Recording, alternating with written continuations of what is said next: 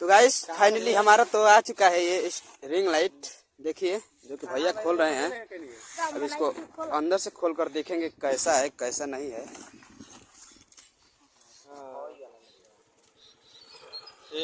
Guys ये देखिए ring light जो कि देखने में काफी अच्छा लग रहा है।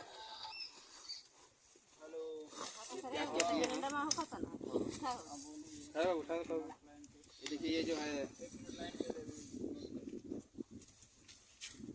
ये मोबाइल फंसाने वाला और ये पोछने वाला, ठीक है। और देखिए कैसा है और ऐसे इसे देखने में तो अच्छा लगा लेकिन देखेंगे बार बार कैसा है कैसा नहीं है। ये देखिए ये भी एक कसने वाला ही है। हेरने लगे आओ वीडियो बना के इधर थोड़ा दिखाइए। ये देखिए ये स्टैंड है जो खड़ा करके इसको कसेंगे उसी में। चलिए हम फोन कर आधे घंटे में।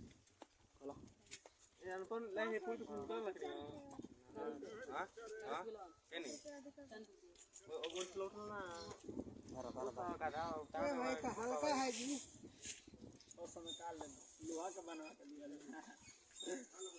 बड़ा छोट बता